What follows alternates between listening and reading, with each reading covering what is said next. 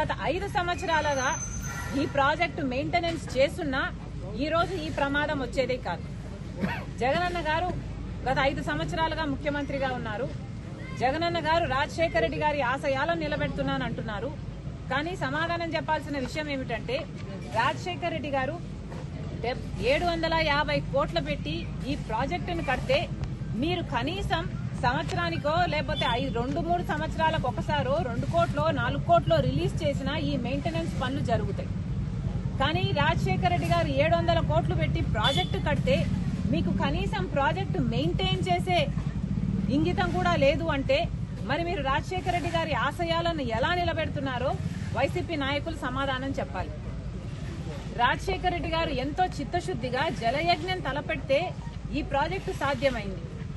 1,00,000 ఎకరాలకు నీళ్లిస్తున్నది. ఒంగోలు పట్టణంతో సహా చుట్టుపక్కల మండలాలకు తాగునీరు కూడా ఇస్తున్నది. మీ పుణ్యమా అని ఈరోజు ఇంతమంది మంత్రులు, ఎమ్మెల్యేలు వీళ్ళందరూ ఉన్నారు ఇక్కడ. సంబంధిత మంత్రి అయితే సంక్రాంతి డాన్సులు చేస్తాడంట తప్ప పని చేయడట. ఇక్కడ ఏ మాత్రం మెయింటెనెన్స్ ఉన్నా ఈ ప్రమాదం జరుగుండేది కాదు.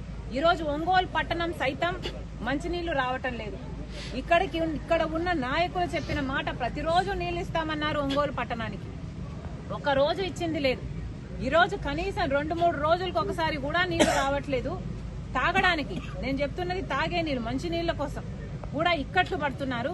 మరి ఈ పాపం అంతా వైసీపీది కాదా, ముఖ్యమంత్రి గారిది కాదా? వైసీపీ సమాధానం చెప్పాలి. రాజశేఖర రెడ్డి గారి ఆశయాలను కోసం మేము నిలబడ్డాము. రాజశేఖర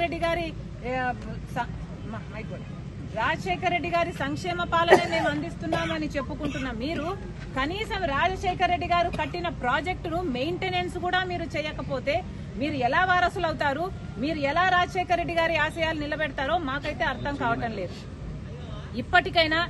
ఇప్పటికైనా వెంటనే ఏదైనా చేయకపోతే ఈ ప్రాజెక్టు మొత్తము కూలిపోయే ప్రమాదం ఉందని ఎస్సీ గారు ఎప్పటి నుంచో మేము 2020 నుంచి అడుగుతున్నాము. మరమ్మతులు చేయాల్సిన అవసరం ఉంది అని ప్రతి సంవత్సరము అడుగుతున్నాము.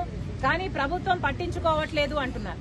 ఏ సంవత్సరానికి ఆ సంవత్సరం 1 కోటి రూపాయలు ఇచ్చినా 2 కోట్లు ఇచ్చినా ప్రాజెక్ట్ మెయింటెనెన్స్ అయిపోయేది, ఈ ప్రమాదం వచ్చుండేది కాదు అని ఎస్సీ గారే చెప్తున్నారు. ఎస్సీ గారు చెప్తున్న ఇంకొక విషయం ఏమిటంటే 10 కోట్లు ఇచ్చినా కూడా ఈ రోజు చేయాల్సిన మరమ్మతులు అయితేనేమి, రీప్లేస్మెంట్లు అయితేనేమి చేసుకుంటే ప్రాజెక్టు నిలబడుతుంది. లేకపోతే ఈ ప్రాజెక్టు నిలబడే అవకాశమే లేదు, మొత్తం నాశనం అయిపోతుంది, అసలు ప్రాజెక్టు కట్టి కూడా వృధా అయిపోతుంది అని చెప్తున్నారు. కనీసం ఇప్పుడైనా కళ్ళు తెరవండి. వెంటనే చేయాల్సిన పనులు ఇప్పుడు అంటున్నారు. మిర్చి పంట వేసుకున్నామమ్మా, ఇంకో పంట వేసుకున్నాము, మాకు ఇబ్బందులు వస్తాయి, ఫిబ్రవరి మార్చి నెలలో మాకు చాలా ఇబ్బందులు కలిగే అవకాశం ఉంది అని